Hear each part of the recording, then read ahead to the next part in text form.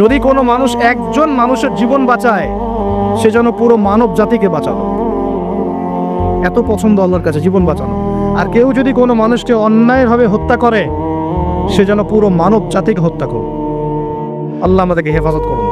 এখন খুন খুব সহজ হয়ে গেছে, মারামারি খুব সহজ হয়ে গেছে। হ্যাঁ, ভাই ভাইকে হত্যা করতেছে, ছেলে বাবাকে হত্যা করতেছে, বোন বোনের সাথে ভাইয়ের দ্বন্দ্ব, ভাই বোন মারামারি, প্রতিবেশী মেয়ে নিয়ে, সম্পত্তি নিয়ে, মাদক নিয়ে, কিশোর গ্যাং নিয়ে, কত কি হচ্ছে এখন। মানুষের জীবন সস্তা হয়ে যাচ্ছে না এখন। আল্লাহ পাক এগুলো কিয়ামতের আলামত। নবী সাল্লাল্লাহু আলাইহি ওয়াসাল্লাম বলেছেন, ওয়াল হারাজ, কিয়ামতের আগে আগে হারাজ বাড়বে, হারাজ।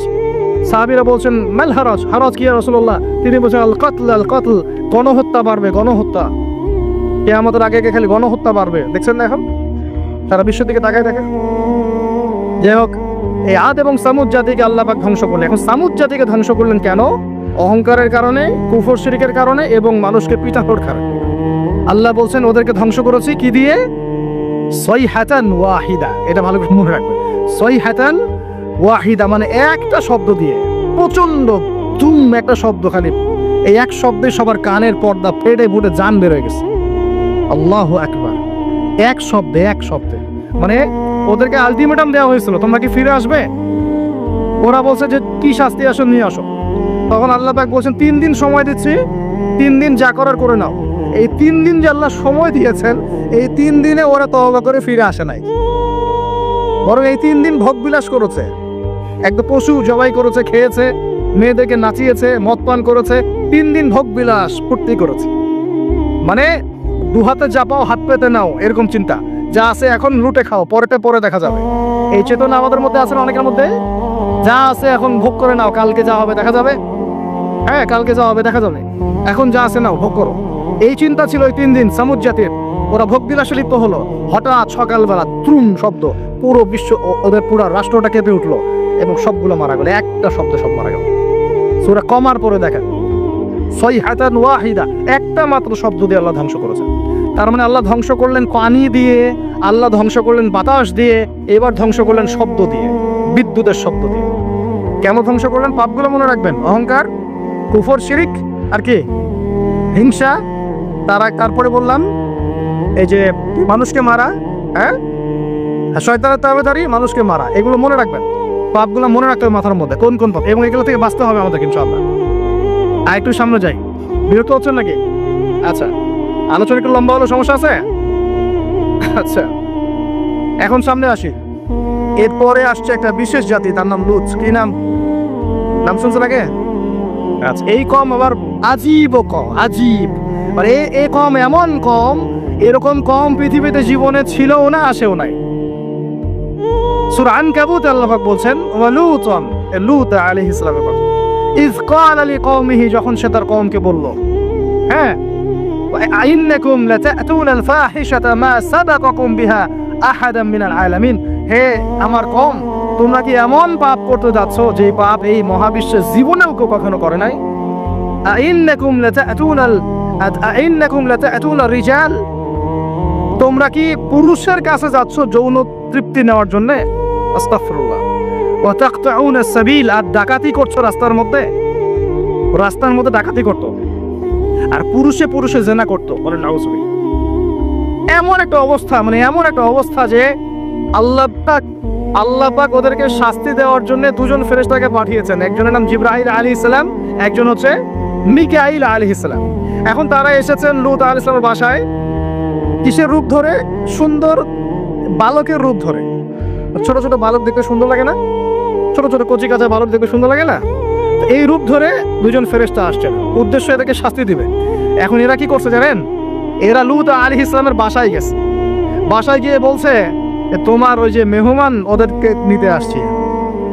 এবার লূত আলাইহিস সালাম বলছেন যে, হা উলাই বানাতি ইন কুনতুম ফাইলিন, আরে তোমরা যদি চাও আমার মেয়েদের মধ্যে আমার মেয়েদেরকে বিয়ে করে নাও, পারলে তোমরা আমার মেয়েদেরকে প্রয়োজনে বিয়ে করে নাও, আমার মেহমানদের সামনে আমাকে অপমানিত করো না। আলাইসা মিনকুম রাজুলুন রাশীদ, তোমাদের মধ্যে কি একজন ভালো মানুষও বাকি নাই? এখন এদেরকেও তোমরা চাচ্ছ যৌনতা নিবারণ করার জন্য? আলাইসা মিনকুম রাজুলুন রাশীদ, তোমাদের মধ্যে কি একটা ভালো মানুষও বাকি নাই? তখন এরা বলছে, লূত আলাইহিস সালাম কওম বলছে যে তুমি তো খুব ভালো করেই জানো, ওয়াইন্নাকা লাতা'লামু মা নুরিদ, তুমি তো খুব ভালো করেই জানো যে আমরা আসলে কি চাচ্ছি। তোমার মেয়েদের ব্যাপারে আমাদের কোনো আগ্রহ নাই, তোমার মেয়েদের ব্যাপারে আমাদের কোনো আগ্রহ নাই, আমরা এই ছেলেগুলোকে চাচ্ছি। নাউযুবিল্লাহ। চিন্তা করতে পারেন? এবার ফেরেশতা দুজন বলছেন যে লূত তুমি চিন্তা করো না, তারা তোমার কাছে আসতে পারবে না। তাদেরকে ইন্নামা ওয়াইদাহুমুস সুবহ, তাদেরকে সকাল পর্যন্ত সময় দেয়া হয়েছে। আলাইসা সুবহু বিকরিব, সকাল কি কাছে নয়? আল্লাহ বলছেন সকালবেলা লূত আলাইহিস সালাম তার পরিবারকে নিয়ে বেরিয়ে গেলেন, কিন্তু তার স্ত্রী সে কিন্তু কাফের ছিল, সে ধ্বংস হয়ে গেল। লূত আলাইহিস সালাম চলে যাচ্ছেন, ফেরেশতারা বলছেন ফিরেও তাকাবে না পিছনে, কি হচ্ছে।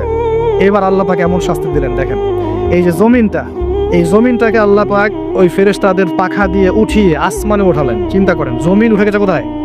আসমানে। উঠিয়ে আল্লাহ পাক আসমান থেকে অঝোর ধারায় পাথর বর্ষণ করেছেন, পাথর বর্ষণ করে ওদের গা সব থেতলে দিয়ে আল্লাহ পাক উল্টা দিকে দাফন করে দিয়েছেন ওদেরকে। আল্লাহু আকবার। এটা আপনি ইন্টারনেট সার্চ করলে দেখতে পারবেন যে জর্ডান একটা জায়গা আছে, জর্ডানের আশপাশে এই কওমে লূত থাকতো।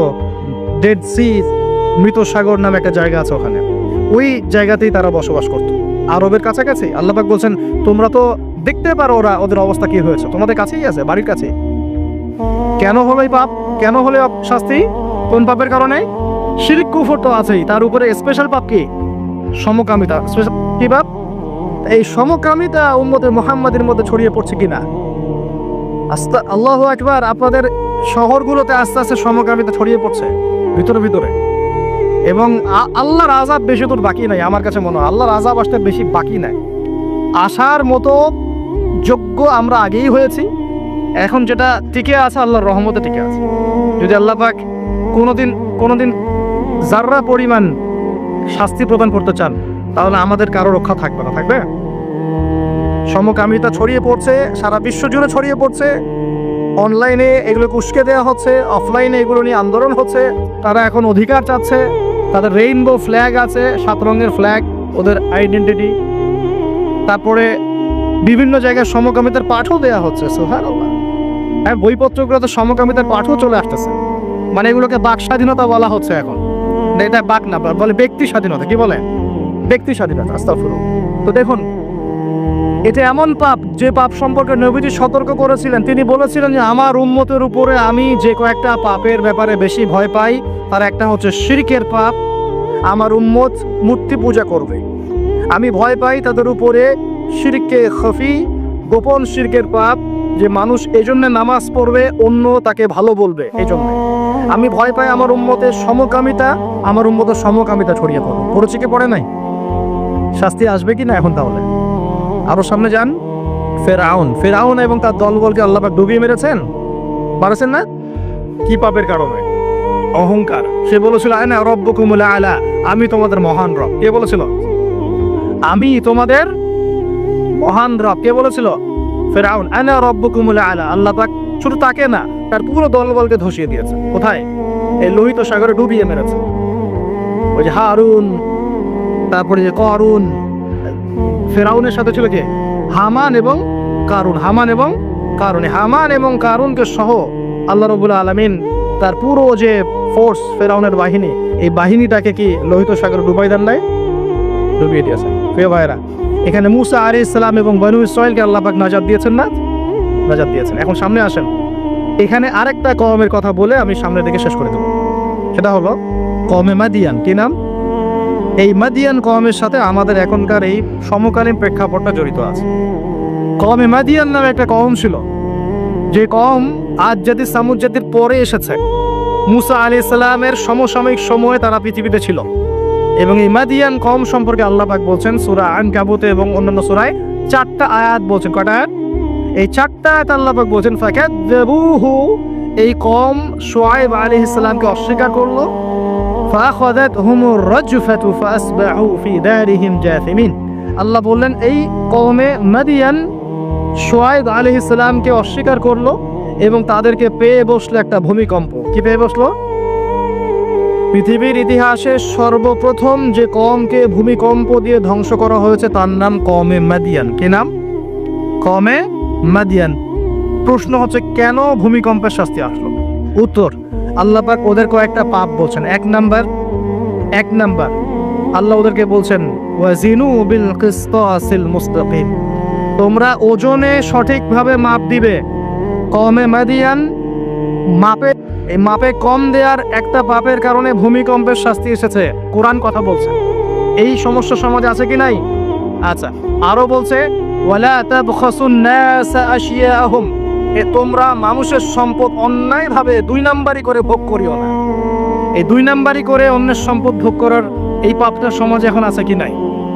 আরেকটা হচ্ছে যে তারা অপচয় করত, মাপে কম দিত, মানুষের সম্পদ অন্যায়ভাবে লুটপাট করে খেত। এই সময় আল্লাহ রাব্বুল আলামিন ওদেরকে সতর্ক করেছেন শুআয়ব আলাইহিস সালামকে দিয়ে, তারা কথা শোনে নাই। আল্লাহ রাব্বুল আলামিন ভূমিকম্প দিয়ে পুরো জাতিকে ধ্বংস করেছেন। তাহলে পৃথিবীর ইতিহাসে এই ভূমিকম্প নতুন না, আগে হয়েছে। এই ভূমিকম্প এখন আবার নতুন করে বেশি বেশি হচ্ছে কিনা? এই ভূমিকম্পের অপরাধ আল্লাহ পাক কি বললেন? মাপে কম দেয়া, অন্যের সম্পদ অন্যায়ভাবে আত্মসাৎ করা এবং কি অপচয় করা। কোন কম করেছে এই কাজগুলা? কমে মাদিয়ান। এখন আসেন কমে মাদিয়ান থেকে নবী সাল্লাল্লাহু আলাইহি ওয়াসাল্লাম কি বলছেন। এবার আমাদের নবীজি বলছেন যে শোনো, বাইনা ইয়াদাই সাআ, একটু মনোযোগ দেন, আমি 3-4টা হাদিস বলে শেষ করছি। বাইনা ইয়াদাই সাআ, আমাদের নবীজি বলছেন এবার শোনো, হে আমার উম্মত তোমরা সতর্ক হও, শোনো, কিয়ামতের আগে আগে আসবে মুতানুন শাদীদ। মুতান মানে দ্বিবচন, মানে দুটো বড় বড় মহামারী। কয়টা বড় বড় মহামারী? হিসেব করে দেখেন তো যে পৃথিবীতে মহামারীর সূচনা থেকে নিয়ে এই পর্যন্ত কোন মহামারীগুলো সবচেয়ে বড় ছিল। এটার স্টাডি আপনি করবেন, আমি বলে দেবো না। এইগুলো স্টাডি আপনারা করবেন, আমি বলে দেবো না। মুতানুন শাদীদ, বড় বড় দুটো মহামারী আসবে পৃথিবীতে কিয়ামতের আগে আগে। কয়টা আসবে? ওয়াবাদাহু, এবং এই মহামারীর পরে আসবে। এই মহামারীর পরে আসবে একটা মহামারী গেছে।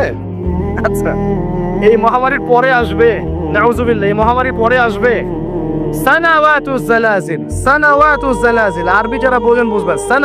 সানা মানে হচ্ছে একটা বছর। সানা মানে কি? এক বছর। সানাওয়াত মানে প্লুরাল নাম্বার, অনেকগুলো বছর। জালজালা মানে হচ্ছে আপনার ভূমিকম্প। জালাজিল মানে কি? ভূমিকম্প সমূহ, বহু বছর। মানে মহামারীর পরে আসবে সানাওয়াতুজ জালাজিল, ভূমিকম্পের বছরগুলো। মানে বছর ধরে, বছরের পর বছর ধরে পৃথিবীতে বিভিন্ন জায়গায় ভূমিকম্প হতে থাকবে। কে বলেছেন? নবী সাল্লাল্লাহু আলাইহি ওয়াসাল্লামের কথা কি সত্য না মিথ্যা? আস্তাগফিরুল্লাহ, সত্য না মিথ্যা? সত্য। তার মানে একটা হাদিস পেলাম, নবীজি বলেছেন কিয়ামতের আগে আগে কি হবে? ভূমিকম্পের বছরগুলো আসবে। ভূমিকম্প আসবে না, ভূমিকম্পের বছরগুলো আসবে। একটা হাদিস মাথায় নেন। 2 নাম্বার, নবীজি বলছেন কিয়ামতের 10টা আলামত আছে। কয়টা? 10টা। তার মধ্যে 1 নাম্বার আলামত হচ্ছে দাজ্জাল। কি নাম? দাজ্জাল। আচ্ছা, ওইদিকে আলোচনা নিচ্ছি না আজকে। 2 নাম্বার হচ্ছে ইয়াজুজ আর মাজুজ, এটাও অন্য লেকচারে শুনে নিয়ে। 3 নাম্বার ঈসা আলাইহিস সালামের আগমন। 4 নাম্বার দাব্বাতুল আরদ, জমিন থেকে প্রাণী বের হবে। 5 নাম্বার ইয়েমেন থেকে আগুন বের হবে। ইয়েমেন থেকে আগুন বের হবে। 6 নাম্বার দুখান, ধোঁয়া দিয়ে পৃথিবী ছেয়ে যাবে। 7 নাম্বার, 8 নাম্বার, 9 নাম্বার, এগুলো হচ্ছে 3টা বড় বড় ভূমিকম্প, ভূমিধস, যেটা হবে একটা পৃথিবীর পূর্বে, একটা পশ্চিমে, একটা মাঝখানে। পৃথিবীর পূর্বে মানে এই পুরো আমাদের সাবকন্টিনেন্ট সহ পুরো পূর্ব দিক, একদম ইন্দোনেশিয়া, মালয়েশিয়া, সব জায়গা পূর্ব দিক। পশ্চিম মানে পুরো পশ্চিমা সভ্যতা। আর মাঝখান মানে এই জাজিরাতুল আরবিয়া, মাঝখান। এই 3টা ভূমিকম্প হবে পৃথিবীতে, এখনো আসা বাকি আছে। বড় বড়, এগুলোতে ভূমি কাঁপবে না, ভূমি ধসে যাবে। কি হবে? নবীর কথা কি ভুল হবে? আর শেষটা হচ্ছে এই পশ্চিম দিক থেকে সূর্য উদিত হবে এবং মানুষের তওবার দরজা বন্ধ হয়ে যাবে। তওবা করে লাভ নেই। এই 10টা বড় বড় মধ্যে 3টা পেয়েছেন ভূমিকম্প। তাহলে পেলাম যে ভূমিকম্পের বছরগুলো আসবে।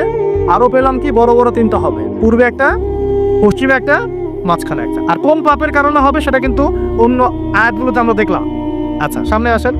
আবার নবীজি বলছেন যখন মানুষের রূপে বের হবে তখন সে সব জায়গায় বিচরণ করতে পারবে, কিন্তু মক্কা মদিনায় ঢুকতে পারবে না। ঠিক আছে?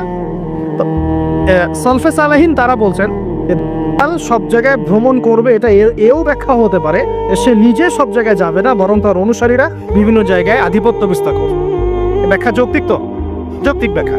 এরপরে যখন সে মদিনায় ঢুকতে পারবে না, দেখবে যে এখানে ফেরেশতারা একদম খোলা তরবারি হাতে দাঁড়ায় আছে, ঢুকতে পারবে না।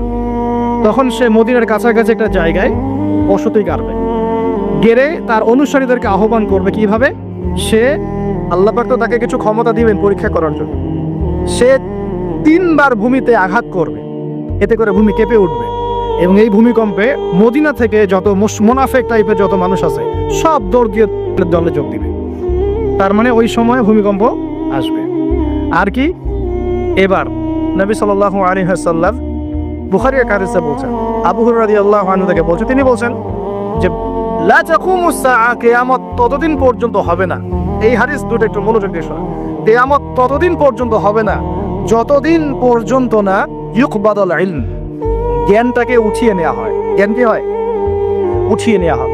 নবী আরো বলছেন ইউকবাদুল ইলম ওয়া তাকসুরু জালাজিল, এবং বেশি বেশি ভূমিকম্প না হচ্ছে। 2 নম্বর কি? বেশি বেশি ভূমিকম্প না হচ্ছে। ওয়া ইয়াতাকারাবুজ জামান, এবং সময় কাছাকাছি চলে না আসছে।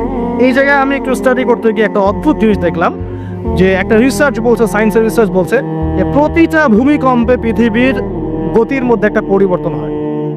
প্রতিটা ভূমিকম্পে পৃথিবীর গতির মধ্যে একটু একটু পরিবর্তন হয় এবং সময় সংক্ষিপ্ত হয়ে আসে। সময় কি হয়? সংক্ষিপ্ত হয়ে আসে। পৃথিবীর ভিতরে আছে, নিচে আছে কিন্তু আগুন, কি আছে? আগুনের স্তর আছে।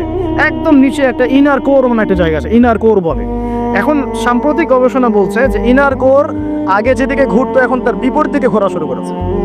আল্লাহু আকবার। তাহলে এগুলো মিলে যাচ্ছে না? ভূমিকম্পের সাথে পৃথিবীর ঘূর্ণন সম্পৃক্ত এবং জামান, সময়টাও সম্পৃক্ত। তো নবী যেটাই বলছেন যে ওয়া তাকসুরু জালাজিল, বেশি বেশি ভূমিকম্প হবে, ওয়া ইয়াতাকারাবুজ জামান, এবং সময় কাছাকাছি চলে আসবে। অন্য হাদিসে আসছে বছর যাবে মাসের মতো, মাস যাবে সপ্তাহের মতো, সপ্তাহ যাবে দিনের মতো। তিনি আরো বলছেন ওয়ায়ুযহারুল ফিতান, এবং সমস্ত রকম ফিতনা ফাসাদ দেখা যাবে, দেখা যাচ্ছে না? এবং ওয়াল হারাজ, এবং বেশি বেশি হত্যাকাণ্ড হবে। সাহাবীরা বলছেন যে মাল হারাজ ইয়া রাসূলুল্লাহ, হারাজটা কি ইয়া রাসূলুল্লাহ? তিনি বলছেন আল কাতল, হত্যা, গণহত্যা, এগুলো হচ্ছে হারাজ। এবং তোমাদের ধন সম্পদ বাড়তে থাকবে, ফায়াফিদু, ধন সম্পদ উপচে পড়বে। এখন এখানেও পেলাম যে ভূমিকম্প কিয়ামতের অন্যতম কি আলামত। আরেকটা হাদিসে নবীজি বলছেন, আর দুটো হাদিস বাকি আছে আজকের মতো। নবীজি বলছেন, এই হাদিসটা আসছে ইবনে মাজায়, এটার হাদিস নাম্বার 4020 নম্বর হাদিস। নবীজি বলছেন যে লা ইয়াশরাবান্না আন-নাস মিন উম্মতি আল-খামর, আমার উম্মতের, ভালো করে শোনেন যুবকরা, ভালো করে শোনো, আমার উম্মতের মানুষ, এক শ্রেণীর মানুষ মাদক দ্রব্য পান করবে। কি পান করবে? নবীজি বলছেন আমার উম্মতের একটা অংশের মানুষ মাদক দ্রব্য পান করবে, ওয়ায়ুসাম্মুনাহা বিগাইরি ইসমিহা, কিন্তু মাদক দ্রব্যের নাম পরিবর্তন করে অন্য নাম দেয়া শুরু। বুঝতে পারলাম? এখন কে বলে মাদক? আমরা বলি এখন হুইস্কি, রাম, আর কি ভাই, ইয়াবার, কত নাম বের হয়েছে। ওয়ায়ুসাম্মুনাহা বিগাইরি ইসমিহা ইউযাফু আন রুউসিহিম বিল মাআজিফ। এটা আরো অ্যামেজিং। নবীজি বলছেন ওই মানুষগুলো যারা মাদকদ্রব্য পান করে নাম ভিন্ন দিবে, তাদের কানের পাশে বাদ্যযন্ত্র বাজবে। এখন কানের পাশে বাদ্যযন্ত্র বাজে কিভাবে? তোমার ব্লুটুথ আর ইয়ারফোন দিয়ে। বুঝতে পারো না? এইভাবে শব্দ আসলো কিভাবে হাদিসের মধ্যে? নবীজি এভাবে শব্দ প্রয়োগ করলেন কেন? ওয়ায়ুযাফু আলা রুউসিহিম বিল মাআজিফ, তাদের মাথার পাশে, কানের পাশে বাদ্যযন্ত্র কেমন করে বাজবে? তোমার কানের ভিতরে ঢুকানো আছে বাদ্যযন্ত্র, আছে না? এই যে এটা এই জামানার সাথে সম্পৃক্ত। ওয়াল মুগান্নিয়াত মানে হচ্ছে ওই গায়িকা, নর্তকী, এবং তারা গায়িকা নর্তকীদেরকে নিয়ে সময় কাটাবে। আল্লাহ পাক তাদেরকে শাস্তি দিবেন কিভাবে? ইয়াখসিফুল্লাহু বিহিমুল আরদ, নাউযুবিল্লাহ। আল্লাহ পাক ওই মানুষগুলোকে সহ জমিনটাকে ধসিয়ে দিবে একেবারে। কি পাপের কারণে? মাদক দ্রব্য খাওয়া এবং তার নাম ভিন্ন করে হালাল করে খাওয়া। আস্তাগফিরুল্লাহ। 2 নম্বর হচ্ছে বাদ্যযন্ত্র, কি কানের পাশে বাদ্যযন্ত্র প্লে করা, আর মুগান্নিয়াত মানে হচ্ছে নর্তকী, গায়িকাদেরকে নাচানো। আল্লাহ পাক একটা শাস্তি দিবেন, ওদেরকে সহ ভূমি ধসিয়ে দিবেন। আরেকটা শাস্তি আছে, ওয়ায়াজআলুল্লাহু মিনহুমুল কিরাদাতা ওয়াল খানাজির, আল্লাহ রাব্বুল আলামিন ওই মানুষগুলোকে বানর আর শুয়োর বানিয়ে দিবেন। নাউযুবিল্লাহ। এগুলো কি মিথ্যা না সত্য? সাদাকাল্লাহুল আযীম ওয়া সাদাকা রাসূলুহুল কারীম। আল্লাহ পাক সত্য বলেছেন, তার রাসূল সত্য বলেছেন। সর্বশেষ হাদিস, আজকের মাহফিলের সর্বশেষ হাদিস। এবং এই হাদিস থেকে আমরা বুঝতে পারবো কি কি পাপ আমাদের করা যাবে না, আর কি কি পাপ করলে এই শাস্তিটা আসবে। হাদিসটা হচ্ছে عن أبي هريرة رضي الله عنه قال قال رسول الله صلى الله عليه وسلم إذا اتخذ الفيء دولا, ভালো করে শোনেন, নবী সাল্লাল্লাহু আলাইহি ওয়াসাল্লাম বলেছেন, যখন গনিমতের মাল বা রাষ্ট্রীয় সম্পদগুলোকে ব্যক্তিগত মাল মনে করা হবে। এক নম্বর কি, যখন গনিমতের মাল বা রাষ্ট্রীয় যুদ্ধলব্ধ সম্পদগুলোকে নিজের মনে করা হবে। ওয়াল আমানাতু মাগনামান, এবং আমানত রাখা হলে সেটাকে কি মনে করা হবে? গনিমত। আমানত রাখা হলে গনিমত মনে করে খেয়ে ফেলবে, মানে লুট করে খাবে। ওয়াজ যাকাতু মাগরামান, এবং যাকাত, এই যাকাতের বিধানটাকে খুব বোঝা মনে করা হবে। যাকাত খুব বার্ডেন, খুব বোঝা। 3 নম্বর 4 ওয়াতুল্লিমা লিগাইরিদ দ্বীন, দ্বীনের জ্ঞান বিবর্জিত শিক্ষা চালু করা হবে। সুবহানাল্লাহ, মিলতেছে কি না? দ্বীনি জ্ঞান বিবর্জিত, ধর্ম বিবর্জিত শিক্ষার প্রচলন হবে। ও আতআর রাজুলু ইমরাআতাহ, এবং এই যে পরিবারের কর্তা যারা আছে এরা সব মহিলার আঁচল ধরে বসে থাকে। বুঝতে পারতেছ না? পরিবারের কর্তারা স্ত্রীদের আঁচল ধরে ঘুরবে, আর কি করবে? ওয়াক্কা উম্মাহ, এবং তার মায়ের অবাধ্য হবে, মানে মায়ের চাইতে বউকে বেশি প্রাধান্য দিবে, বউয়ের আঁচল ধরে ঘুরবে। আর নবীজি বলছেন ওয়াল আদনা সাদিকা, বন্ধু বান্ধবকে খুব কাছে টেনে নিবে, বন্ধু বান্ধবকে কাছে টেনে নিয়ে ওয়াকসা আদা, তার বাবাকে দূরে ঠেলে দিবে। মিলতেছে কিনা? বুঝতেছে না কথা? আবার বলতেছে, যখন গনিমতের মালকে ব্যক্তিগত মাল মনে করা হবে, আমানত রাখা হলে লুট করে খেয়ে ফেলা হবে। যখন জাকাতটাকে বার্ডেন মনে করতেছে, বোঝা মনে করতেছে। যখন ধর্ম বিবর্জিত শিক্ষা চালু হচ্ছে, যখন একজন ব্যক্তি তার মাকে কষ্ট দিয়ে মায়ের চাইতে বেশি স্ত্রীকে প্রাধান্য দিচ্ছে, তার আঁচল ধরে ঝুলছে। আর যখন এই ছেলে পেলেগুলো বন্ধুকে কাছে টেনে নিচ্ছে, বাবাকে দূরে ফেলে দিচ্ছে। আর কি হচ্ছে? ওয়াযাহারাতিল আসওয়াতু ফিল মাসাজিদ, সুবহানাল্লাহ, যখন মসজিদের মধ্যে শোরগোল হট্টগোল বেড়ে যাচ্ছে। কি হচ্ছে না? যখন মসজিদের মধ্যে শোরগোল হট্টগোল বেড়ে যাবে, এবার রাগ করেন না, এটা হাদিসে আছে, আমি বলছি, অনুবাদ করছি। ওয়াসাদা কাবিলাতা ফাসিকুহুম, এবং কোন কোন কবিলা মানে গোত্র বা সমাজের নেতৃত্ব দিবে ওদের মধ্যে সবচেয়ে ফাসিক ব্যক্তি, সবচেয়ে পাপাচারী ব্যক্তি। এটা নবীজি বলছেন। আরো তিনি বলছেন ওয়াকানা যাঈমুল কওমি আরযালাহুম, এবং সমাজের সবচেয়ে নিম্ন শ্রেণীর মানুষকে সমাজের কর্ণধার করা হবে। তিনি আরো বলছেন ওয়াকরিমার রাজুলু মাখাফাতা শাররি, কোন মানুষকে সম্মান করা হবে তার ভয়ে। কিসে? ভয়ের চোটে সম্মান করা হবে। সম্মান মন থেকে আসবে না, ভয়ের চোটে সম্মান করা হবে। আরো বলছেন ওয়াজাহরাতিল কায়নাত ওয়াল মাআসিফ, একটু আগে বললাম ওয়াজাহরাতিল কায়নাত মানে বেশি বেশি নর্তকী আর বাদ্যযন্ত্র দেখা যাবে, এবং শুরিবাতিল খুমর, এবং যখন মাদকদ্রব্য সমূহ পান করা হবে। এই কাজগুলো যখন হবে তখন তোমরা শুনে রাখো, আরেকটা আছে ওয়ালা'না আখিরি হাযিহি উম্মতি উলাহা, উম্মতের শেষের দিকের মানুষরা পূর্ববর্তী থেকে গালি দেওয়া শুরু করে। এই শেষ জামানার মানুষগুলো সোনালী যুগের মানুষদেরকে গালি দেওয়া শুরু করে। এটা করতেছে না মানুষ এখন? আচ্ছা, এই কাজগুলো যখন হবে তখন শোন, ফালইয়ারতাকিবু, তখন ধেয়ে আসবে। কি ধেয়ে আসবে? ইনদা যালিকা চারটা আযাব, 4-5টা আযাব। এক, রিহান হামরা, এটা এখন আসে নাই। রিহান হামরা মানে হচ্ছে উত্তপ্ত গরম বাতাসের আযাব আল্লাহ পাক দিবেন, বলেন নাউযুবিল্লাহ। কয়েকদিন আগে দেখলাম নাসা গবেষণা করছে, পৃথিবীর সূর্য থেকে এমন কিছু রশ্মি আসবে, ওখানে বিস্ফোরণ হচ্ছে, এমন কিছু আসবে যেটা পৃথিবীর উপর একটা বড় ইফেক্ট ফেলবে। উত্তপ্ত একটা বায়ু আসবে পৃথিবীর থেকে। নবী হাদিসে সেটাই বলেছেন যে রিহান হামরান মানে উত্তপ্ত গরম একটা বাতাস আযাব হিসেবে পৃথিবীতে আসবে। 1 2 নম্বর আযাব আসবে ওয়াজালজালা, এবং বেশি বেশি ভূমিকম্প, যেটা বললাম। আর কি আসবে? ওয়াখাসফান, ভূমি ধসে যাবে, মাটিতে ধসে যাবে। ওয়ামাসখান, এবং চেহারা সুরত আকৃতি মানুষের বিকৃত হয়ে যাবে। ওয়াকাযফান, এবং আসমান থেকে পাথর বর্ষণ করা। হাদিসের মধ্যে আছে মুনাফিকের বৈশিষ্ট্য 4টা। 1, যখন কথা বলে মিথ্যা বলে, কথা বললেই কি বলবে? মিথ্যা। আছে না লোকজন এমন? আচ্ছা, 2 নম্বর হচ্ছে ওয়াদা করলেই খেলাফ, ওয়াদা করলে কি খেলাফ। 3 নাম্বার, যখন কোনো আমানত দেওয়া হয়, আমানত তো বুঝি, আমানত অঙ্গীকার, আমানত দেওয়া হয় তখন সেটার খেয়ানত করে। 4 নাম্বার, যখন উত্তেজিত হয়ে যায়, কারোর সাথে ঝগড়াঝাটি বা কিছু হয়েছে, তখন বিচ্ছিরি ভাষায় গালিগালাজ করে। নবীজি বলছেন যার মধ্যে 4টি বৈশিষ্ট্য আছে সে পাক্কা মুনাফিক। যার মধ্যে 4টার যে কোনো একটা আছে, যতক্ষণ সেটা ত্যাগ করছে না ততক্ষণ তার মধ্যে মুনাফিকের একটা আলামত থেকে যাবে, বলি নাউজুবিল্লাহ। আরও আছে মুনাফিকের আলামত, 2টা ওয়াক্তের নামাজ পড়তে খুব কষ্ট হয়। কয়টা ওয়াক্ত? কোন কোন ওয়াক্ত? আল্লাহ পাক আমাদেরকে পড়ার তৌফিক দান করুন। আর রমজান মাসে কোরআন তো শিখবেনই, 5 ওয়াক্ত নামাজও জামাতে পড়বেন ইনশাআল্লাহ। আর একটা পরামর্শ দিই ভাই হিসেবে, যাদের সামর্থ্য আছে রমজান মাসের এবং ঈদের যে বাজার ঘাট করতে হয়, বড় বড় বাজারগুলো, চাল ডাল তেল ইত্যাদি, এইগুলো সামর্থ্য থাকলে আগে ভাগে কিনে ফেলার চেষ্টা করে। আর সামর্থ্য যাদের নাই তাদের কি হবে? যাদের সামর্থ্য আছে তারা তাদের বাসায় পৌঁছে দিবেন, যাদের সামর্থ্য নাই পারা যাবে ইনশাআল্লাহ।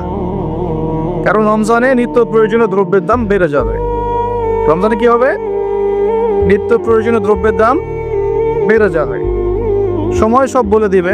এখন মনে হচ্ছে যে হয়তো ভবিষ্যৎবাণী করলো, তাই না? শোনেন, আকাশে কালো মেঘ দেখা যাচ্ছে, আকাশে কালো মেঘ দেখা যাচ্ছে, আপনি ছাতা নিয়ে বাসা থেকে বের হলেন, তার মানে কি আপনি ভবিষ্যৎ জানেন নাকি আপনার দূরদর্শিতা আছে? কোনটা? আপনি দেখছেন যে আকাশে মেঘ জমেছে, এখন যদি বাসা থেকে আপনি কালো ছাতাটা নিয়ে বের হন, তার মানে কি আপনি গায়েবের খবর জানেন? আপনি সচেতন, যদি বৃষ্টি হয় আমার ছাতা আছে, যদি বৃষ্টি হয় কি ছাতা আছে। এটাকে গায়েবের খবর বলা হয় না, বলা হয় বাসীরা। কি বলা হয়? বাসীরা মানে ইনসাইট, মানে অন্তর্দৃষ্টি। অন্তর্দৃষ্টির দলিল কি কোরআনে আছে? উত্তর হ্যাঁ আছে। কোন সূরা? সূরা কাহফ। কোন সূরা? সূরা কাহফ। খিদির আলাইহিস সালাম যাচ্ছেন মূসা আলাইহিস সালামকে নিয়ে, মনে আছে ঘটনা? তো খিদির আলাইহিস সালাম নৌকায় উঠলেন, নৌকাটা পারে ভেড়ার আগেই খিদির আলাইহিস সালাম নৌকার তলায় ফুটা করে দিলেন। কি করলেন? বিনা পারিশ্রমিকে বেচারা নদী পার করে দিল, উল্টা তিনি নৌকাটা ফুটা করে দিলেন। কাজটা দেখে কি মনে হচ্ছে? খারাপ, তাই না? মূসা আলাইহিস সালামের কাছেও তাই মনে হয়েছিল। তিনি বলেছেন যে আপনি এটা কি করলেন? লাকাদ জি'তা শাইআন নুকরা, আপনি তো একটা অন্যায় কাজ করলেন, যে আমাদেরকে বিনা পারিশ্রমিকে পার করে দিল, আপনি নৌকা ফুটা করে ফেললেন। তখন খিদির আলাইহিস সালাম বলছেন, আলাম আকুল লাকা, আমি কি তোমাকে বলি নাই ইন্নাকা লান তাসতাতিআ মাইয়া সাবরা, তুমি আমার সাথে ধৈর্য ধরতে পারবে না?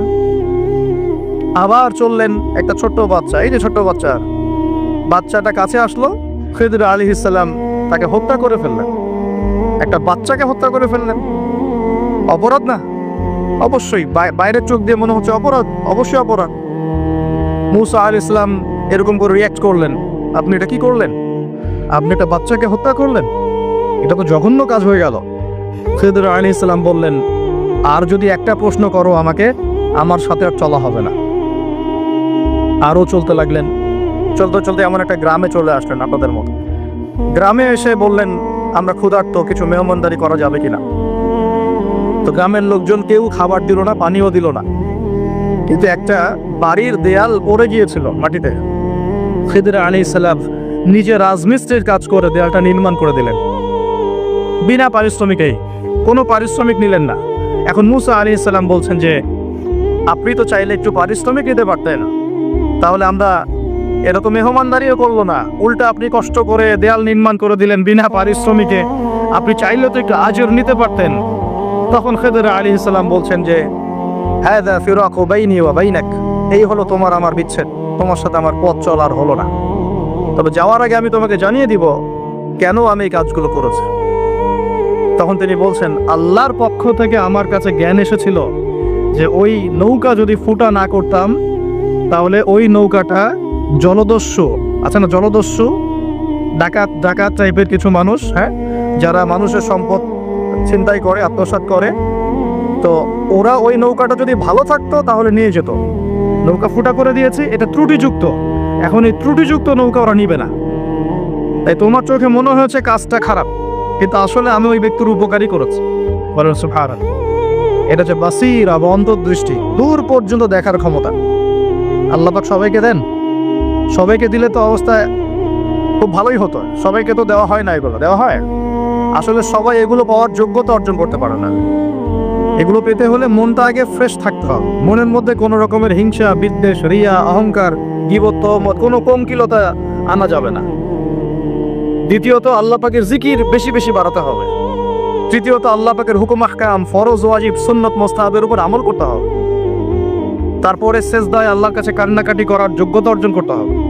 এক কথা, আল্লাহকে যে পাবে, আল্লাহকে নিজের করে পেয়ে যাবে ইনশাআল্লাহ, আল্লাহ পাক তার কলবে আল্লাহ নূর দিয়ে দিবেন ইনশাআল্লাহ।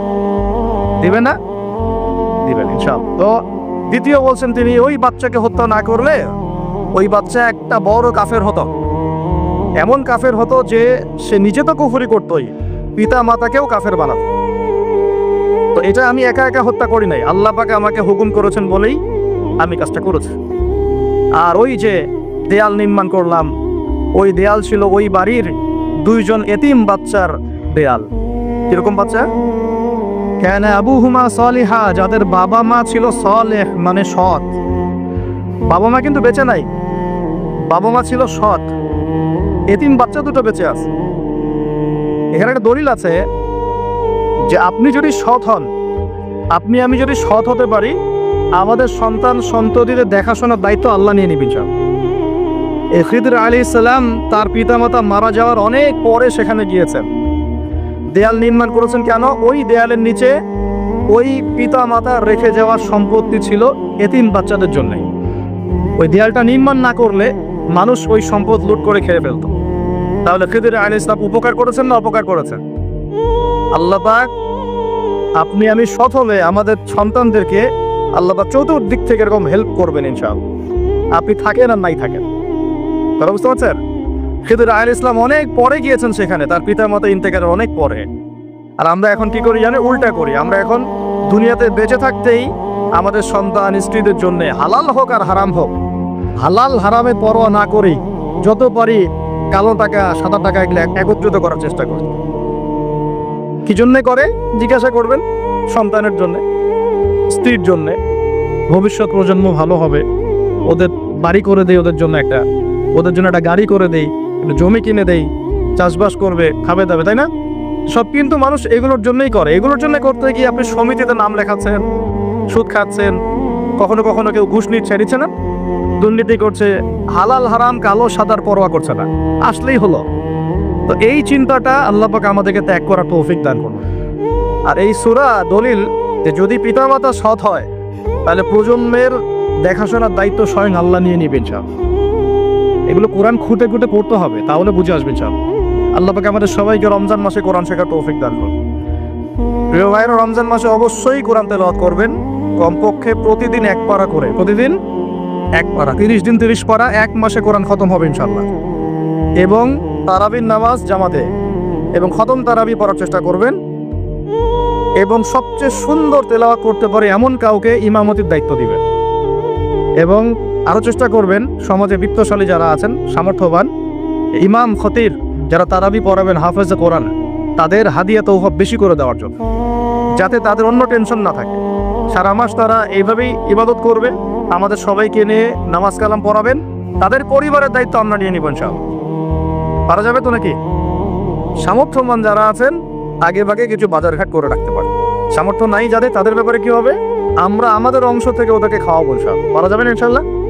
5টা খেজুর দিয়ে যদি ইফতার হয়ে যায় তাহলে 6 নম্বর খেজুরটা দান করে দেব। পারবো না? পরিস্থিতি কিন্তু খারাপ, আস্তে আস্তে বুঝবেন অর্থনীতি কোন জায়গায় এসে ঠেকছে।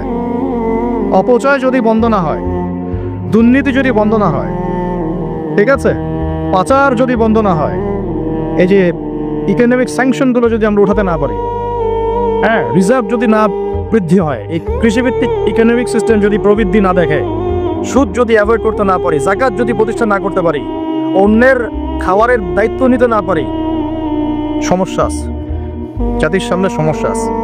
কি সমস্যা? সময় হলে বুঝতে পারবে।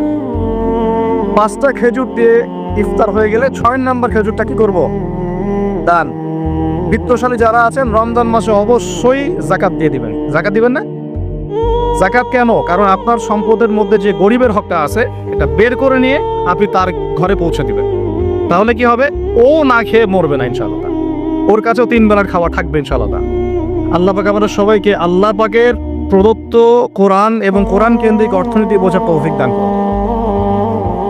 আর কোরআন মানলে কারো কোনো সমস্যা হওয়ার কথা? পৃথিবীর শুধু কি মুসলিমদের জন্যই কোরআন, নাকি অমুসলিমদের জন্য কোরআন? আল্লাহ পাক কি বলছেন শোনেন। আল্লাহ পাক এই কিতাবে দরদ মাখা কণ্ঠে বলছেন সূরা কাহফের 54 নম্বর আয়াতে। কত নম্বর আয়াত? 54। আল্লাহ পাক বলছেন ওয়ালাকাদ সাররাফনা ফি হাযাল কুরআন লিন-নাস মিন কুল্লি মাসাল। আল্লাহ বলছেন আমি এই কোরআনের মধ্যে মুসলিমদের না, লিন-নাস মানব জাতির জন্য, পুরো মানব জাতির জন্য প্রত্যেকটা বিষয়কে ব্যাখ্যা করে দিয়েছি। কে ব্যাখ্যা করেছেন? শুধু মুসলিমদের জন্য না পুরো মানব জাতির জন্য? তাহলে পুরো মানব জাতির কল্যাণ আছে কোন কিতাবে? সেই কোরআন তো এখন পুড়িয়ে দিচ্ছে মানুষ, দিচ্ছে না? কেন পোড়াচ্ছে? কি কারণ? কারণ কোরআন তাদের চলমান সমস্ত জাহেলিয়াত এবং জুলুমের বিরুদ্ধে কথা বলেছে। এই কারণে কোরআনের প্রতি এত ক্ষোভ। কোরআন সুদকে ঘৃণা করে, ওরা সুদকে ভালোবাসে, ওরা সারা বিশ্বে সুদ ছড়িয়ে দিয়েছে। কোরআন সমকামিতাকে ঘৃণা করে, করে না? ছেলে ছেলে জেনা, এটা কোরআন ঘৃণা করে না? ওদের ওখানে এটা বৈধ। মাদকদ্রব্য কোরআন কি জায়েজ করেছে না হারাম করেছে? ওদের ওখানে এটা জায়েজ, বৈধ, সবাই খায়। পতিতাবৃত্তি এটা কি কোরআন জায়েজ করেছে না জায়েজ করেছে? ওদের ওখানে দেখা যায় 10টা মেয়ের মধ্যে 5টাই পতিতা। এমনই খবর তো হয়তো রাখেন কতটুকু জানি না। ওখানে দেখা যায় যে বিয়ের আগে একটা মেয়ে কমপক্ষে 10 বার সেক্স করে, এবং বিভিন্ন মানুষের সাথে। একটা ছেলে বিয়ের আগে 20 কমপক্ষে এভারেজে 15 থেকে 20টা মেয়ের সাথে যৌন সম্পর্ক করে। তাই ফ্রি সেক্স মানে সেক্সটা উন্মুক্ত, যে যার সাথে ইচ্ছা করতে পারে। এটা ওদের কাছে ফ্যাশন। কোরআন এখানে বিরুদ্ধে কথা বলছে, বলছে ওয়ালা তাকরাবুজ জিনা, জিনার কাছেও যেও না। সারা বিশ্বে এই অসহায় মানুষগুলোর উপরে নির্যাতন, নিপীড়ন, জুলুম চাপিয়ে দিচ্ছে, আর কোরআন বলছে জালেমের সহযোগী হয়েও না। মানে প্রতিটা ক্ষেত্রেই কোরআন তাদের চলমান জুলুমের বিরুদ্ধে কথা বলছে বলেই কোরআনের বিরুদ্ধে এত ক্ষোভ। কোরআনকে পুড়িয়ে ফেলতে চায়। আল্লাহর কিতাবকে পুড়িয়ে ফেলা সহজ? আল্লাহর কিতাবকে যে পুড়িয়ে ফেলবে, যে এর সাথে দুশ্মনী করবে, আল্লাহ পাক তাকে ছেড়ে দিবেন? কখনো ছেড়ে দিয়েছেন? আজকে আমরা দেখব যে আল্লাহ পাক কোন কোন যুগে কিভাবে আযাব দিয়েছে। শুনবেন তো ইনশাআল্লাহ? মনোযোগ দিয়ে শুনতে হবে। যে একটা বলছিলাম, আল্লাহ পাক বলছেন হে মুহাম্মদ বলেন সাল্লাল্লাহু আলাইহি ওয়াসাল্লাম, আমি তোমার প্রতি এমন কিতাব নাজিল করেছি, এমন একটা অলৌকিক, আমার পক্ষ থেকে এমন একটা কিতাব নাজিল করেছি, তিবিয়ানান লিকুল্লি শাই। আরবি যারা বোঝেন তাদেরকে জিজ্ঞাসা করে দেখলাম। তিবিয়ানান লিকুল্লি শাই, প্রতিটা বিষয়কে আমি এখানে এক্সপ্লেইন করেছি, ব্যাখ্যা করেছি। এমন কিতাব নাজিল করেছে, এরকম কিতাব আগে কখনো নাজিল করা হয়নি, যেখানে প্রত্যেকটা বিষয় ব্যাখ্যা করা আছে। এমন কোনো কিতাব নাজিল করা হয় নাই। তিবিয়ানান লিকুল্লি শাই ওয়া হুদান, এবং এই কিতাব হচ্ছে তোমাদের জন্য হেদায়েত। বলে সুবহানাল্লাহ। ও রাহমাতান, এবং আমার পক্ষ থেকে সবচেয়ে বড় দয়া হচ্ছে কোরআন। সুবহানাল্লাহ। ওয়া বুশরা লিল মুসলিমিন, আর মুসলিম যারা হবে, যারা আত্মসমর্পণ করবে, তাদের জন্য এই কিতাব হচ্ছে বুশরা। বুশরা মানে কি? কে বলতে পারবেন? সুসংবাদ। বুশরা মানে কি? তাহলে আল্লাহ পাক এই কিতাবকে বলছেন, এক তিবিয়ানান লিকুল্লি শাই, প্রতিটা বিষয়ের ব্যাখ্যা। 2 হুদান, আমাদের জন্য হেদায়েত, গাইডেন্স। 3 এই কিতাব আমাদের জন্য হচ্ছে রহমা, দয়া, অনুগ্রহ আল্লাহর পক্ষ থেকে। আর 4 বুশরা মানে কি? সুসংবাদ। 4টাই কি? আল কোরআন। এখন যদি আল্লাহ রাব্বুল আলামিন কোরআনের সব কিছু ব্যাখ্যা করে থাকেন, তাহলে প্রত্যেক যুগে যুগে আল্লাহ পাক কখন কাদের উপর কি কারণে আযাব দিয়েছেন আছে কি নাই কোরআনে? আল্লাহর কথা অনুযায়ী থাকবে কিনা? আল্লাহ পাক বলছেন সবই ব্যাখ্যা করেছে। তার মানে আপনার ব্যক্তি জীবন, আপনার পরিবার, আপনার সমাজ, আপনার অর্থনীতি, আপনার রাজনীতি, সবকিছু কোরআনে থাকবে কিনা? তা আমরা যখন বলি যে সব জায়গায় ধর্ম টেনে আনবা না, সব জায়গায় কি আনবা না? ধর্ম টেনে আনবা না, তাহলে এটা কি অজ্ঞতা না? নিঃসন্দেহে তার মধ্যে জ্ঞানের অভাব আছে। জানে না যে কোরআন এবং সুন্নাহ এর মধ্যে সবকিছুই ব্যাখ্যা করা আছে। যেখানে সব ব্যাখ্যা করা থাকবে সেটা গ্রহণ করব না। আর কোরআন সুন্নায় কি শুধু আংশিক জ্ঞান আছে না পরিপূর্ণ জ্ঞান আছে? আচ্ছা, আল্লাহ পাক বলছেন কোরআনের সব ব্যাখ্যা করেছে, তাহলে আমাদের জীবনের প্রতিটা ক্ষেত্র কোরআন ব্যাখ্যা করেছে কি করে নাই? এটা হয়তো আমি জানি না, অথবা আমি জানি। হয়তো আমি জানি কিন্তু মানি না, অথবা আমি দুনিয়ার স্বার্থে এড়িয়ে যাই। কিছু একটা হবে, কিন্তু আমাকে বিশ্বাস করতে হবে যে কোরআনে আল্লাহ পাক প্রতিটা বিষয় কি করেছেন? ব্যাখ্যা করেছেন। আর যেখানে হাদিসের প্রয়োজন হয়েছে, আল্লাহ পাক হাদিস দিয়ে এটাকে ব্যাখ্যা করেছেন। যেমন নামাজ, আল্লাহ বলেছেন এখানে আকিমুস সালাহ, তোমরা সালাত কায়েম করো। আর কোরআনে কি আছে ফজরের নামাজ কত রাকাত, ফজরের নামাজে আপনি কয়টা সিজদা করবেন, হ্যাঁ কিভাবে প্রথমে কোন সূরা পড়বেন, তারপর কোন সূরা পড়বেন, কখন রুকু করবেন, কখন সিজদা করবেন, এভাবে কি কোরআনে আকিমুস সালাহ পড়ে ব্যাখ্যা করা আছে? এজন্য প্রয়োজন হয়েছে নবী সাল্লাল্লাহু আলাইহি ওয়াসাল্লামের হাদিস। তো কোরআনের হাদিস কি আলাদা হয়ে গেল না একই উৎস থেকে আসছে? সূরা নাজমে আল্লাহ পাক বলছেন ওয়া মা ইয়ানতিকু আনিল হাওয়া, নবী সাল্লাল্লাহু আলাইহি ওয়াসাল্লাম নিজের মন গড়া কোনো কথা বলেন না। ইন হুয়া ইল্লা ওয়াহয়ুন ইউহা, আল্লাহ পাক তাকে যে ওহীটা করেন, আল্লাহর পক্ষ থেকে যে প্রত্যাদেশ আসে সেটাই তিনি ব্যাখ্যা করেন। তার মানে নামাজের নিয়ম কি নবীজি নিজে বানিয়েছেন না আল্লাহ পাক এই নিয়ম দিয়েছেন? অতএব এভাবেই নামাজ, যাকাত সবকিছুই, রমজানের রোজা, হজ ইত্যাদি প্রতিটা ইবাদত, মুআমালাত, আমাদের ব্যবসা, পরিবার, এভরিথিং আল্লাহ এবং তার রাসূল কোরআন এবং হাদিসে 100% ব্যাখ্যা করেছেন কিনা? আচ্ছা, এই কনসেপ্ট ক্লিয়ার তো? এই কোরআন এবং হাদিস নিয়েই হচ্ছে ইসলাম। আর ইসলাম কি আংশিক না পরিপূর্ণ? আচ্ছা, যা পরিপূর্ণ জীবন ব্যবস্থা যারা আছে তার অন্য কোনো হেদায়েতের দরকার আছে? যার নাই তার দরকার আছে। আমাদের কাছে আছে না পরিপূর্ণতা? আলহামদুলিল্লাহ। এখন তাহলে আল্লাহ পাকের কথা অনুযায়ী কোরআনে যেহেতু সবই ব্যাখ্যা করা আছে, তার মানে প্রত্যেক যুগে যুগে আল্লাহ পাক কেমন আযাব গজব পাঠিয়েছেন, কোন কোন সম্প্রদায়ের উপর পাঠিয়েছেন, কি কি পাপের কারণে পাঠিয়েছেন, এগুলো আছে কি নাই? সমকালীন যে ভূমিকম্প হচ্ছে বা ভূমিকম্প বেশি বেশি হচ্ছে, প্রাকৃতিক দুর্যোগ আসছে ইত্যাদি ইত্যাদি, এগুলো ব্যাখ্যা করা আছে কি নাই? নিশ্চয়ই আছে। সমকালীন সুদভিত্তিক অর্থনীতি ব্যাখ্যা করা আছে কি নাই? সমকালীন সারা বিশ্বে যে মুসলিমদের উপর নির্যাতন, এগুলো ব্যাখ্যা করা আছে কি নাই? সবকিছুই কোরআনে ব্যাখ্যা করা আছে। খুঁজতে হবে, খুঁজে বের করে সলিউশন নিতে হবে। আমাদের টপিকে আমরা চলে আসি। আল্লাহ পাক কখন, কিভাবে, কোন কোন কওমের উপরে কি কি পাপের কারণে শাস্তি দিয়েছেন। এক নম্বরে আসি, আমরা এই অংশটুকুকে শাস্তিই বলছি না, আল্লাহ পাকে পরীক্ষাই বলছি। কিরকম? আমরা বিশ্বাস করি যে আল্লাহ রাব্বুল আলামিন কাফের, মুশরিক, মুনাফিকদের উপরে আল্লাহর আযাব পাঠান, ঠিক আছে? আচ্ছা, আর মুমিন মুসলিমদের উপর যখন কোনো বিপদ আপদ, বালা মুসিবত আসে, সেটাকে আমরা বলি হয় আমাদের উপর পরীক্ষা, না হলে আমাদের পাপের ফল। এই তো, হয়তো পাপ করেছি কোনো, আল্লাহ পাক শাস্তি দিয়ে মাফ করে দিবেন। দুনিয়াতে শাস্তি দিয়ে পরকালে মাফ করে দিবেন। এরকম হতে পারে মুমিনদের উপরে। অথবা হতে পারে মুমিনরা, মুসলিমরা তাদের দায়িত্ব ভুলে গেছে, আল্লাহ পাক একটু শাস্তি দিয়ে তার পথে আবার ফিরিয়ে নিয়ে আসলেন, তাই না? এমন হতে পারে না? কিন্তু কাফের, মুশরিক, মুনাফিকদের উপর যখন কোনো শাস্তি আসে, আযাব গজব, আসমানের বালা, জমিনের বালা, এটাকে আমরা বলি কি? আল্লাহর পক্ষ থেকে গজব। আচ্ছা, এখন সর্বপ্রথম যে বিষয়টা শুরু হয়েছে মহাবিশ্বে, সেটা হলো আদম আলাইহিস সালামকে জান্নাত থেকে নামিয়ে দেয়া, ঠিক আছে? ইতিহাস শুরু হচ্ছে কোথা থেকে? ওইখান থেকে। আল্লাহ পাক তাকে সৃষ্টি করেছেন, নাম শিক্ষা দিয়েছেন, ফেরেশতাদেরকে দিয়ে সেজদা করিয়েছেন, সবাই সেজদা করেছে, কি করে নাই? ইবলিস। এরপর আল্লাহ পাক তাকে জান্নাতে রেখেছেন, তার পাঁজর থেকে হাওয়া আলাইহিস সালামকে সৃষ্টি করেছেন, করে বলেছেন তোমরা জান্নাতে থাকো, যা ইচ্ছা খাও, ওয়ালা তাকরাবা হাদিহিশ শাজারা, এই গাছের কাছেও যেও না, এই গাছের কাছেও যেও না, মানে এই বাঁশের কাছেও এসো না, যেমন কথা এরকম। আর বাঁশ ক্রস করে আসবে এমন না, কাছেও আসবে না, ধার কাছেও আসবে না। আচ্ছা, এবার ইবলিস ওয়াসওয়াসা দিয়ে গেল যে আমি কি তোমাদেরকে এমন গাছের কথা বলে দিব যে গাছের ফল খেলে তোমরা চিরস্থায়িত্ব জীবন লাভ করবে এবং ক্ষমতা লাভ করবে, কখনো মরবে না। এক পর্যায়ে আমাদের পিতামাতা ডিসিউড হয়ে গেলেন, তারা ফল খেয়ে ফেললেন। এর ফলশ্রুতিতে তাদের গায়ের কাপড় খুলে পড়ে গেল। মনে আছে, আমি অনেকদিন বলেছি, এগুলো লেকচার রিপিট করছি না, অন্য লেকচারে শুনে নেবেন। তাদের গায়ের কাপড় কি হয়েছে? খুলে পড়ে গেছে। আমাদের পিতামাতাকে কে নগ্ন করে দিল? ইবলিস। এরপর আল্লাহ পাক তওবা কবুল করলেন। তারা বললেন রব্বানা যালামনা আনফুসানা ওয়া ইল্লাম তাগফির লানা ওয়া তারহামনা লানাকুনান্না মিনাল খাসিরিন। আল্লাহ পাক মাফ করে জান্নাত থেকে সবাইকে দুনিয়ায় নামিয়ে দিলেন। তাহলে মানুষকে সৃষ্টি করেছেন কে? অন্য কোনো প্রাণী থেকে সৃষ্টি করেছেন না সরাসরি? হ্যাঁ, সরাসরি। আর আমরা কি পৃথিবীর বাসিন্দা না জান্নাত থেকে আসছি? আচ্ছা, এতটুকু তো ক্লিয়ার। আল্লাহ পাক নামিয়ে দিলেন পৃথিবীতে, দিয়ে বললেন যে ফামান কুল নাহবিতু মিনহা জামিআ, তোমরা সবাই নেমে যাও। ফাইম্মা ইয়াতিয়ান্নাকুম মিন্নি হুদান, পৃথিবীতে তোমাদের কাছে আমার পক্ষ থেকে হেদায়েত আসবে, আসমানে কিতাব আসবে, নবী রাসূল আসবেন। ফামান তাবিআ হুদায়া, যারা হেদায়েত মেনে চলবে, ফালা খাউফুন আলাইহিম ওয়ালা হুম ইয়াহজানুন, তাদের কোনো ভয় নাই, কোনো টেনশন নাই।